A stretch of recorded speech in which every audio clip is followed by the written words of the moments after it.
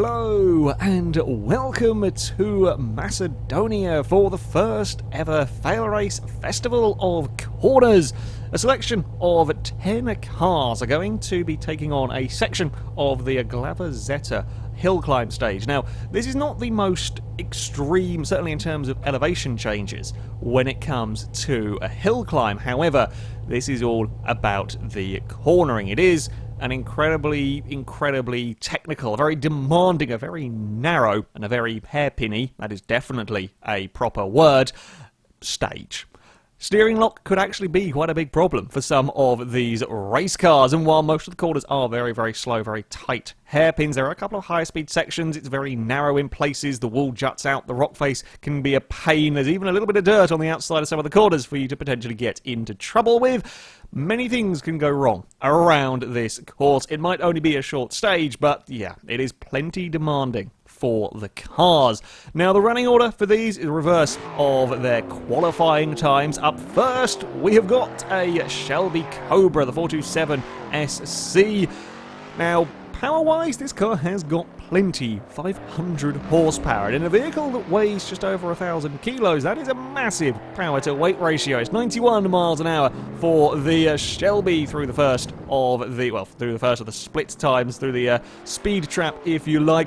The Shelby, yeah, should have no problem with the acceleration out of the corners. Might have issues with the traction a little bit, perhaps not too bad, though, in this car. It's, of course, going to be its speed through these hairpins, being able to maintain its speed through the hairpins is where this car is likely to struggle a little bit more. Of course, this setting the benchmark, it is going to have all of the green split times, perhaps not for too long, a 38 through that first part of the Cobra, very near the Armco barrier. But just about got away with that one. One of the wheels was very much on the dirt, definitely not going to be flat out past this rock face. Some cars will be later on.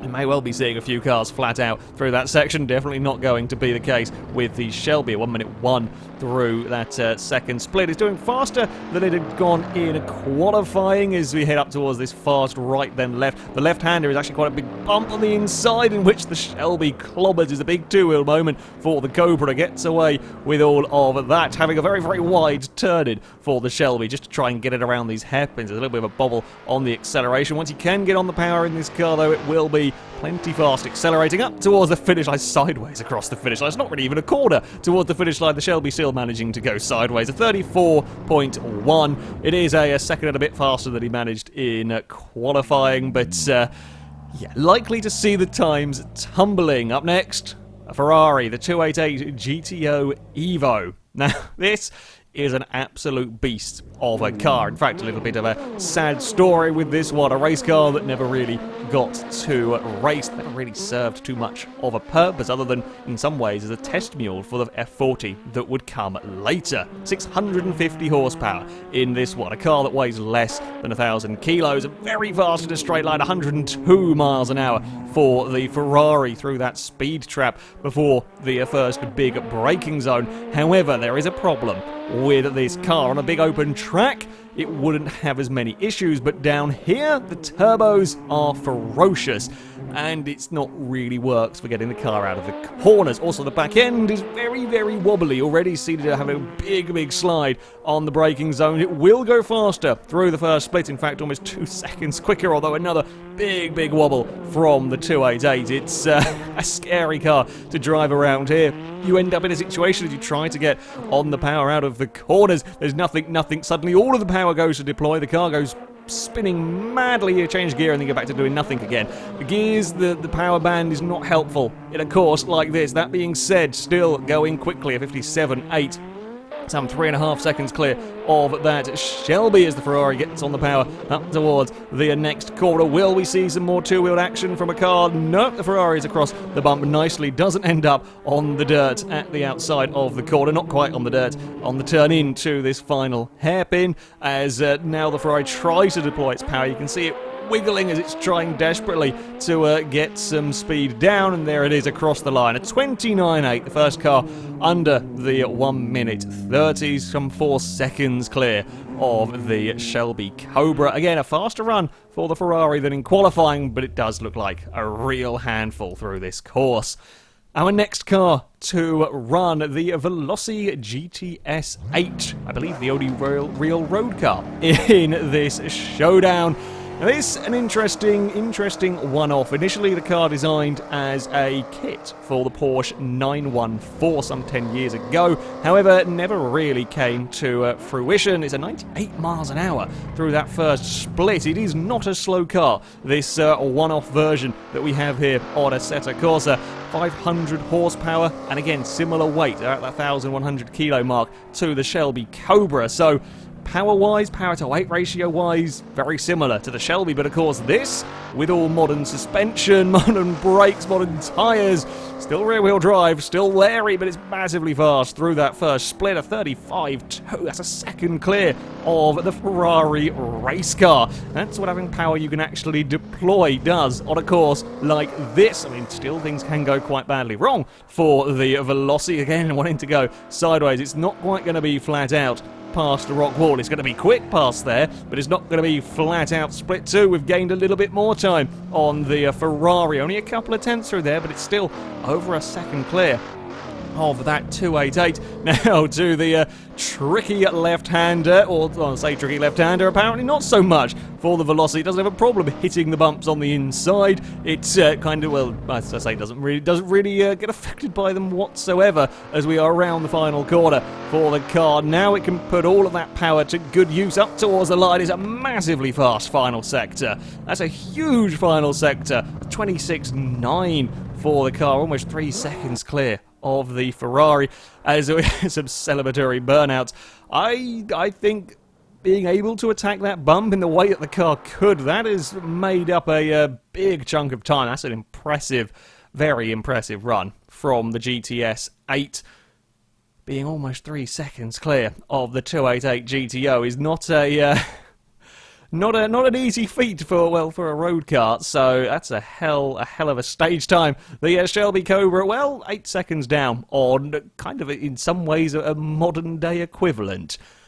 Up next we have an infamous sight from the British Touring Car Championship, the Nissen Primeira, the only front-wheel drive car running in this shootout as he sets off underway. Again, similar turbo-related issues with the Primeira on a course such as this. Through the speed trap, though, it's not bad, not quite as quick as the Veloci, but 95 miles an hour is not too shabby for the Nissen. You can see as it comes out of the hairpins, just nothing happens for a little bit until it suddenly gets back onto that boost. Towards the next turn we go, and you will see it just struggles a little bit, and then suddenly the power will kick in, although we're not likely to have any of the Larry oversteery moments. That being said, we are down almost a second and a half down on the Veloci through the first split time. That is a surprise to see such a big gap between the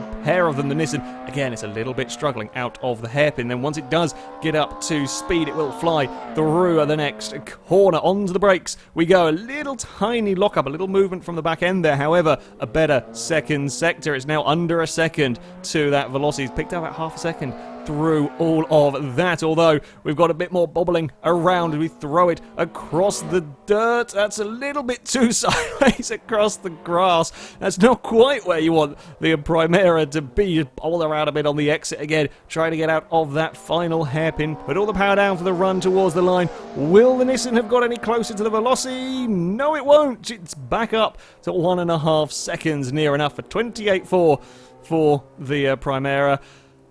That's not necessarily the outcome that I was expecting to see in terms of speed. It will beat the Ferrari 288. Admittedly, a little bit of bobbling sideways across the grass, very nearly ending up in a crash barrier, won't perhaps have helped the Primeira's time quite so much, but certainly 1.5 seconds was not lost. The hell, it lost 1.5 seconds through the first sector, so that's a stunningly fast time from the Veloci up there in the lead. However, it will do well to stay ahead of this next car. Another fearsome competitor from the world of touring cars, this time from the DTM, the Alfa Romeo 155 V6.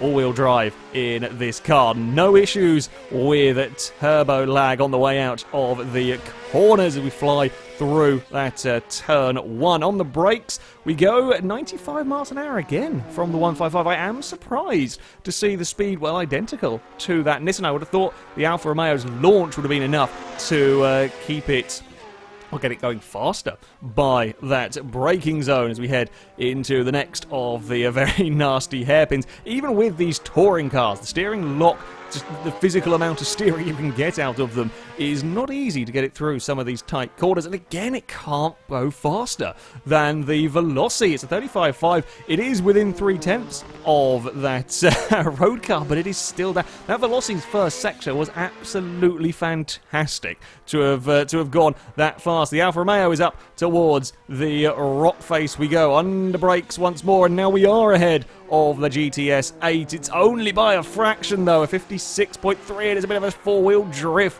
out of the hairpin, only for a briefest of second, but when tenths are mattering in all of this, you don't want the car to be sliding around. The Alfa Romeo gets airborne as across the dirt once more we go with a touring car, however, not quite as far wide as the Primeira. I'm pretty sure all four wheels came off the ground for the 155. Out of the final hairpin we go. Use that four-wheel drive traction to propel it towards the line. Will it have been in the Veloci? Yes, it did, but only just. Only just a 126.75 for the Alfa Romeo. 2/10 clear of the Veloci. That's a lot closer. That's a lot closer than you would have perhaps expected. Yeah, the 26.7 will put it to the top by the smallest of margins. It is a second and a half clear, a fair bit clear of that Nissen Primeira, but there's still the Alfa Romeo didn't beat the Veloci's time through that first sector. That first sector time from the GTS is absolutely bonkers, considering the Alfa's got the all-wheel drive launch as well. Our next competitor, the first of the open-wheeled cars. This a special one-off, the Avia AE2, designed for the Czech Easter Championship, has the smallest engine in the field, a 1.3 litre from a Lada. Not the most exciting, perhaps, of engines. Good for 120 horsepower, and it will be the slowest car through the speed trap at 89 miles an hour. However, the Avia is very, very light. We're talking 420 kilos, so power-to-weight ratio-wise, not too shabby at all, but most importantly, perhaps, is grip through these hairpins, although the Avia also quite an oversteery car. There's a fair bit of sliding around from the single-seater, and it won't go fastest through the first split. It is half a second down on the time set by the Alfa Romeo. Perhaps not too surprising. The car likely to struggle with the launch in comparison to that Alfa. There's more sliding from the AE2 through the next corner now. Will be definitely flat out through this next turn. You've got to hope the back end sticks. It's almost in the concrete barriers. It's still losing time to that Alfa. It's now almost 7/10 down. Another big slide from the AE2. Not quite what you want, trying to put the power down out of the hairpins, although this is where the car is so very quick, incredibly aggressive across the bump. Wheels are out on the grass, on the dirt, gets away with it. Amazingly, the back end stays in check for once through this run. It's almost a wiggle out of the final corner. Just the run towards the finish line, and it is going to go faster. Somehow, that's an incredible amount of time made up in the final sector. That's a massive final sector from the AE2 to have managed to pit the Alfa by, well, 0.1 of a second. That made up some 7/8 tenths in the final sector. It's some bravery, I think, across the small jump. It might have ended up, that's three cars in a row now, ended up with a wheel on the dirt, but the speed that it could carry through some of those little bit faster corners, the Alfa just not quite able to match. Even with the AE2 going sideways out of basically everywhere, it will go to the top of the table, pushing the Veloci down to third, very close between those three cars. However, up next, I'm not sure the AE2 is going to remain at the top for very long. This BMW, powered by a Judd Formula 1 V8, did not have a particularly good run in qualifying. Found himself a little bit further down the order, but it is a mighty noise from the car and a mighty amount of speed through the first trap, 109 miles an hour from the BMW. That is incredible. That's stupidly fast. That's 20 miles an hour faster than the A2 managed down towards that corner. All-wheel drive, some 500 horsepower in this car. It is bonkersly fast out of these turns as it will run up towards the first split. Just how much faster? Oh, it's going very quick. 33.4. It's 2.5 seconds clear of the A2. Now, perhaps around some of these corners, the BMW might struggle. Again, this is a little bit with the steering lock in places through here that the BMW might have some issues. It's huge amounts of speed. Listen to the noise from that engine. We're up 4 seconds over the A2. It's a much better run going on from the BMW here. 52.6 to that second split. No, it's certainly not going to be flat out through here. It bowls a little bit across those bumps. It's onto 2 wheels for the BMW, but it isn't out across the dirt this time around. Up towards the final corner we go. Get the BMW turned in and then unleash the fury from that engine as it runs towards the finish line. This is going to be a very quick time. 1:21.0 for the Judd V8 powered car. 5.6 seconds clear of the single-seater. That is more like it. That is more like the speed we're expecting to see from this car. It's, as you would expect, ludicrously fast.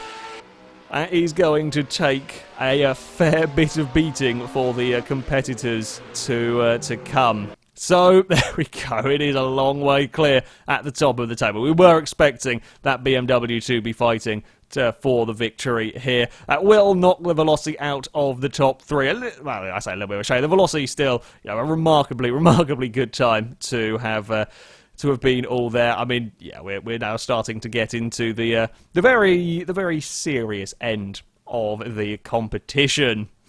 As well, up next, the Audi Quattro, one of the most iconic of the rally cars. This Quattro S1, again, we're talking some 500 horsepower, 550 horsepower all-wheel drive in a relatively light car. 97 miles an hour for the Quattro through the speed trap. Not as quick as the Judd, more interestingly, not as fast as the Velocity. The Quattro, a mile an hour down on that Velocity is, again, not quite what I expected. You've got that all-wheel drive launch, off of the line. Now, the Quattro will not have issues when it comes to the bumps, but perhaps that little bit softer suspension when you're on a tarmac stage like this, not necessarily the most helpful. It's close, though, through that first split, only 0.2 of a second down on that BMW. Yeah, with a bit softer suspension, the car perhaps roll a little bit more through some of the corners. You'll certainly see it diving more under brakes, a little dab on the brakes past the rock face, not quite going to be flat out through there, and indeed it's lost a bit of time to the BMW. It's just over a second down, 53.8 to the second split, although that all-wheel drive traction will be helpful. It's a big bounce on the way in through that right-hander. Is on 2 wheels for the Quattro, although no problems across the bumps for the Quattro. You wouldn't expect it to have issues. They're only little bumps compared to what this car is used to having to deal with. It's almost a slide out of the final hairpin now. All about that acceleration up towards the finish line. It's not going to do it. It's a 23.1 from the Quattro. Loses a little bit more again in that final sector. It was close initially, but just couldn't keep up. Couldn't keep up with the BMW's corner speed further down through the run. It will, though, put the Quattro into second place. It is comfortably clear of that A2, as you would perhaps expect. But, yeah, a little bit further down on that crazy hill climb BMW. I think that is perhaps to do with, well, kind of suspension setup. The Quattro just a little bit too soft for this, for all of this.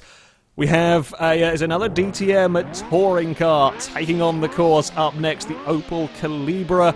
This, though, a fair bit more powerful than that Alfa Romeo. Again, it's another 500-plus horsepower all-wheel drive monster that is going to take on this course. 99 miles an hour for the Opel. Interestingly, still only one car gone faster than the Ferrari. The Ferrari, while struggles horrendously over the course of the run, still gets to the first speed trap quicker than a considerable number of these cars. The issue the Opel has with this course, has been struggling with it all day, is the steering lock on this car is just physically not quite enough. It is massively fast through the first split, though. It is up by 0.2 of a second. It's beaten the Judd through the first sector. That all-wheel drive launch is helping it out of these corners as we head past the rock face. It's millimetres away from the rocks, and it's still going quicker again, a 52.0. But this is where the Opel struggled. You can see it just cannot physically get turned around some of these hairpins. That will not have helped the car as it turns past that rock. It gets a little bit bounced. I think the splitter getting caught on the dirt. Doesn't get bounced wide, though. Keeps it on the road. Isn't skating across the dirt like the Nissen did earlier. Around the final hairpin we go. Will it have been enough for the Opel as it heads towards that finish line? It's not done it by the smallest of margins. Oh, it's a 21.03, 200ths of a second down for the poor Opel. Oh, that's disappointing for the Calibra. That's so very close. I think it's all down to a couple of the hairpins where the Calibra just can't get turned. It just doesn't physically have the steering lock to get it around the turns in the same way that that BMW does. The Calibra might get its power down a little bit better out of the corners, and through some of the turns might have more grip even than the BMW, but on the really, really tightest of hairpins is where it all comes a little bit undone. The final competitor, though, to run through this course, the Tatus Fao One. Another single-seater. Again, not the biggest engine, a 1.4-litre Bath engine in this one. Good for about 200 horsepower, but it is, again, incredibly light, 450 kilos.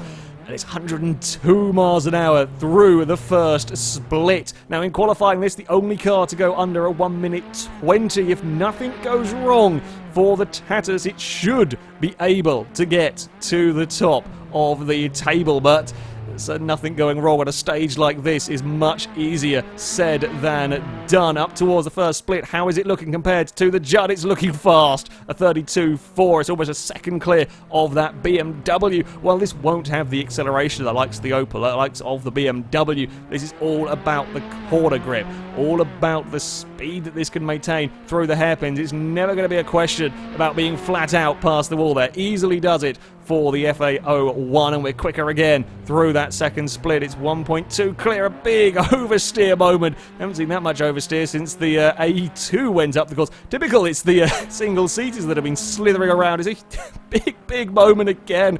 Pretty sure that was off the ground. I'm fairly sure it was across the dirt on the exit. Not quite as far off the dirt as the Primera went, but there we go. It's around the final hairpin for the Tatus. Might not quite have the acceleration here, but still going to be pretty quick. It's across the line, and it is a sub 1 minute 20. It's a 19.4 for the vehicle, 1.6 seconds clear of that Judd BMW. It was perhaps not the cleanest of runs, a couple of scary moments for the Tatus. However, it will claim victory here at the FailRace Festival of Corners. The BMW second, the Calibra will round out the podium, so tantalizingly close, but not quite enough. The Quattro fourth, the AE2 ends up fifth. Not bad for a 1.3-litre Lada engine in all of that, ahead of the Alfa Romeo 155. Velocity in seventh, great showing from that car. The Primera, eighth, the Ferrari 288 with too much turbo lag down in ninth, with the Shelby Cobra rounding out the results. That, though, is going to be it for this video. I thank you very much for watching, and I shall indeed be linking all of the cars used, and the track used and so on, in the description, so you can download these mods, have a go at them yourself on Assetto Corsa. However, until next time, Happy New Year, and goodbye.